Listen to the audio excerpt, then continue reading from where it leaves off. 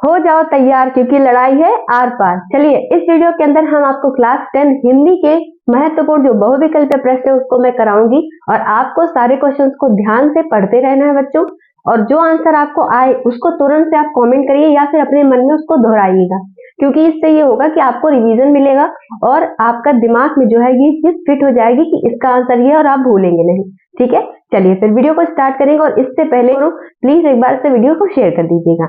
चलिए पहला सवाल देखेंगे, भारतेंद्र युग की समय सीमा क्या है। देखो बच्चों, मैं आपको टोटल 20 क्वेश्चंस कराऊंगी एक वीडियो के अंदर, क्योंकि आपको पता है कि जो क्वेश्चन का पेपर का पैटर्न है वो किस तरीके का है। 20 क्वेश्चंस आपको वहां पे दिए जाने वाले हैं। ठीक है, तो इसीलिए मैं 20-20 क्वेश्चंस आपको कराऊंगी।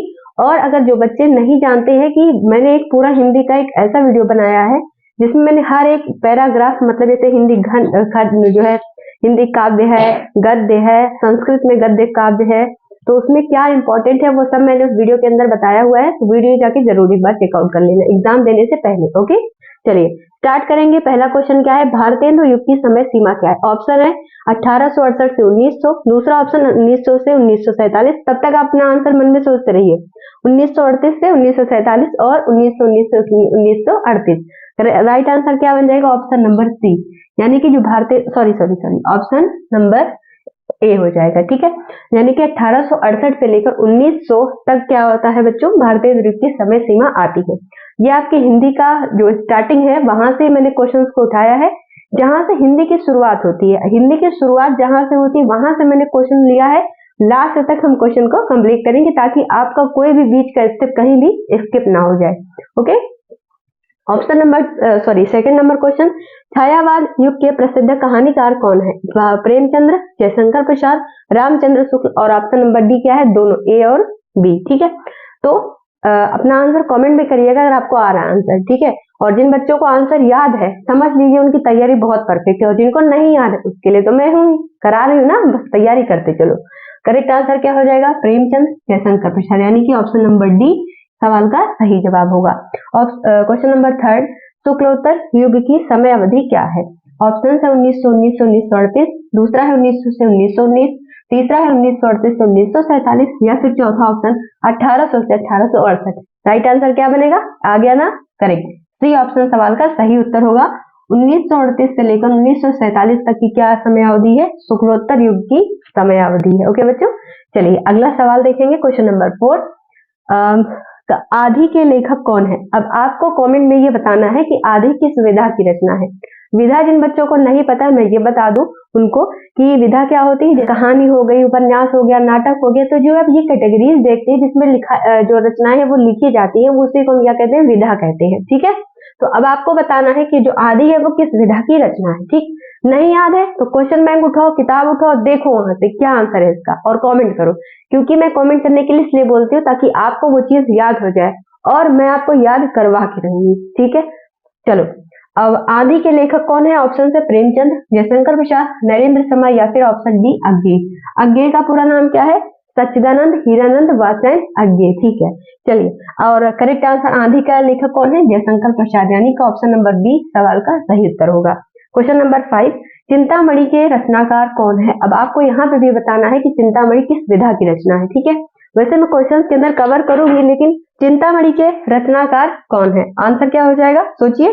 ऑप्शन है प्रेमचंद, हजारी प्रसाद द्विवेदी, अज्ञे या फिर रामचंद्र शुक्ल। इनका पूरा नाम क्या है, आचार्य रामचंद्र शुक्ल। ओके, तो करेक्ट आंसर क्या हो जाएगा पांचवें सवाल का, ऑप्शन नंबर डी, यानी कि रामचंद्र शुक्ल की रचना है क्या, चिंतामणि। और ये जो चिंतामणि है ना बहुत ज्यादा इंपॉर्टेंट है आपके एग्जाम के लिए। ठीक है, तो इसीलिए जो क्वेश्चंस मैं करवा रही हूँ बहुत अच्छे से ध्यान से समझिएगा। जो बच्चे अच्छे से ध्यान से पढ़ेंगे ना उनको बहुत ज्यादा प्रॉफिट होने वाला है, क्योंकि सारे क्वेश्चंस इंपॉर्टेंट है जो मैं करवा रही हूँ आपको। इसीलिए एक भी क्वेश्चन मत छोड़िएगा, क्योंकि देखो बच्चों हम डाउट में रहते हैं कि कौन सा क्वेश्चन हम पढ़े जो हमारे एग्जाम के लिए इंपॉर्टेंट है, क्योंकि अब समय नहीं है कि आप पूरा सिलेबस पढ़ें। अब आपको वही पढ़ना है जो आपका 20% है, इंपॉर्टेंट है, और 80% आपके सिलेबस को कवर करेगा। ठीक, तो केवल आपको इंपॉर्टेंट ही पढ़ना है और मैं आपको इंपॉर्टेंट ही करवा रही हूँ, इसीलिए बहुत ध्यान से समझ के चलिएगा।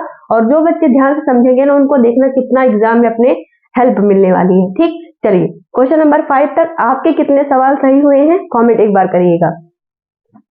चलिए बेटा आगे देखिए क्वेश्चन नंबर 6, प्रगतिवादी युग के लेखक कौन है? ऑप्शन है रामविलास शर्मा, जयशंकर प्रसाद, महादेवी वर्मा या फिर प्रेमचंद।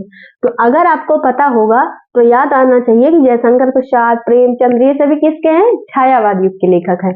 तो बचा कौन सा इसमें से? रामविलास शर्मा। करेक्ट आंसर क्या हो जाएगा? रामविलास शर्मा। तो देखो बच्चों इस तरीके से भी अगर आपको याद है, मान लो ये क्वेश्चन आपको ना आता होता, ऑप्शंस आपने देखा तुरंत आपको पता चल गया और सही आंसर टिक कर लिया आपने। तो इस तरीके से भी थोड़ा सा दिमाग लगाना एग्जाम के अंदर, ठीक है। चलो आगे सवाल देखेंगे। वृंदावन लाल वर्मा निम्न में से किसके लेखक हैं? ऑप्शन त्रिवेदी, मंत्र, मृगनयनी या फिर झलमला। अब आपको अगर पता हो तो त्रिवेदी किसकी रचना है? बोलिए। रामचंद्र शुक्ल की रचना है। मंत्र किसकी है? कफन, प्रेम जो है मंत्र, ये सब किसकी रचना है? बोलिए। प्रेमचंद्र की रचना है। तो करेक्ट आंसर क्या हो जाएगा बच्चों? मृगनयनी, यानी कि ऑप्शन सी सवाल का सही उत्तर बनेगा। आगे सवाल देखेंगे 8वां। चंद्रकांता संतति के लेखक कौन है? ऑप्शन है भगवती चरण वर्मा, प्रेमचंद, राजेंद्र प्रसाद या फिर Devkinandan Khatri. Correct answer Devkinandan Khatri. Very good. जिसका भी सवाल का आंसर एकदम सही हो रहा है ना, समझ लो आप एकदम सही तरीके से रिविजन कर रहे हो। 9वां क्वेश्चन, पूस की रात किस विधा की रचना है? अब आपको बताना है पूस की रात किसकी रचना है, ठीक है। अब ऑप्शन है कहानी, नाटक, उपन्यास या फिर डायरी। तो किसकी रचना है पूस की रात? बताइए कौन सी विधा की रचना है? कहानी विधा की रचना है, ठीक है। आगे क्वेश्चन देखेंगे। इरावती किस विधा की रचना है? ऑप्शन है उपन्यास, कहानी, नाटक या फिर आलोचना। तो पहले तो समझेंगे कि इरावती किसकी रचना है। तो करेक्ट आंसर क्या हो जाएगा बच्चों? इरावती किस विधा की रचना है? उपन्यास विधा की रचना है। लेकिन इरावती रचना है किसकी? तो जयशंकर प्रसाद की रचना है। तो देखो जो मैं आपको बोलते चल रही हूँ उसको भी थोड़ा थोड़ा नोट करते चलिएगा, जैसे कि ये सभी मान लो आ सकता है एग्जाम में, है कि नहीं। तो इसीलिए जो भी क्वेश्चंस मैं करवा रही हूँ उसको, और जो मैं मुंह से बोल रही हूँ ना, इस पर खास ध्यान रखिएगा, क्वेश्चंस ज्यादा बन सकते हैं, ठीक। चलिए क्वेश्चन 10 क्वेश्चन से अभी तक आपके सवाल कितने ज्यादा करेक्ट हुए हैं एक बार कॉमेंट में लिखिएगा। चलिए आगे बढ़ते हैं 11 नंबर सवाल। चलिए बच्चों 11 नंबर क्वेश्चन देखेंगे। महिला आंचल के रचनाकार कौन है? ऑप्शन है आपके सामने पुन्नालाल, यानी कि पूरा नाम क्या है? पद्मलाल पुन्नालाल बख्शी। ऑप्शन बी अज्ञे, पूरा नाम क्या है? सच्चिदानंद हीरानंद वात्स्यायन अज्ञे। ऑप्शन सी फणीश्वर नाथ रेड्डी और option D Dharamvir Bharati. Correct answer क्या हो जाएगा? सोचिए। करेक्ट आंसर इसका बनेगा क्या? महिला आंचल के रचनाकार है कौन? फणीश्वर नाथ रेड्डी। ओके चलिए अगला सवाल देखेंगे। महादेवी वर्मा की रचना कौन सी है? मेरा परिवार, पथ का साथी, कफन या फिर ऑप्शन नंबर डी दोनों। करेक्ट आंसर क्या हो जाएगा बच्चों?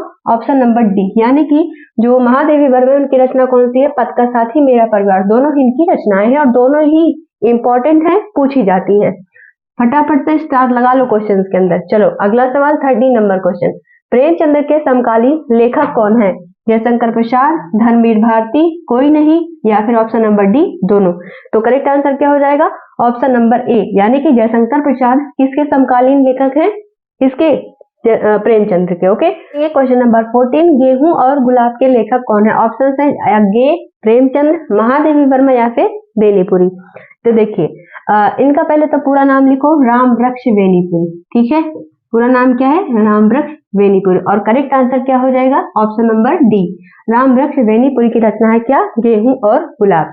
एक और रचना है गेहूं बनाम गुलाब, वो भी इन्हीं की रचना है, याद रखिएगा। निबंध विधा की रचना है। कौन सी विधा है? निबंध। ये दोनों ही निबंध है, गेहूं और गुलाब, गेहूं बनाम गुलाब, दोनों निबंध है।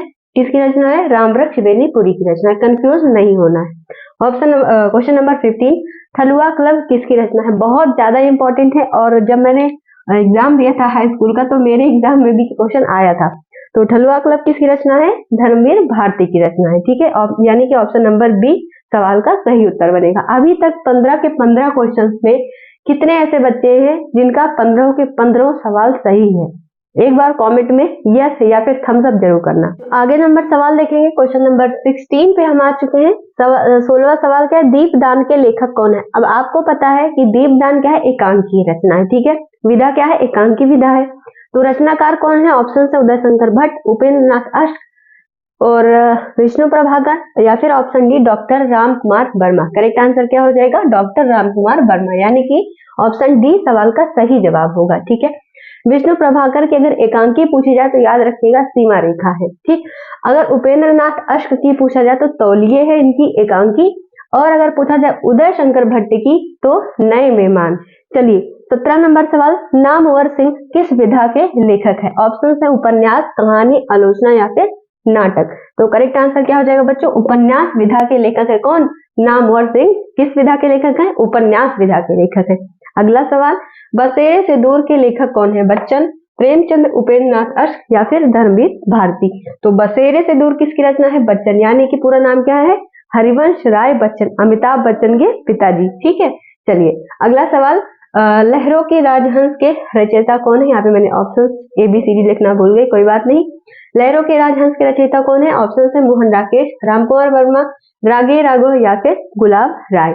करेक्ट आंसर क्या हो जाएगा? लहरों के राजहंस किसकी रचना है? मोहन राकेश की रचना, यानी कि ऑप्शन ए सवाल का सही उत्तर होगा। क्वेश्चन नंबर 20, आज का लास्ट क्वेश्चन है, साकेत के रचनाकार कौन है? लेकिन इसमें ऑप्शन तो है ही नहीं, इसका मतलब ये है कि ऑप्शन नहीं है और आपको इसका आंसर कमेंट करना है, ये आपके लिए होमवर्क है।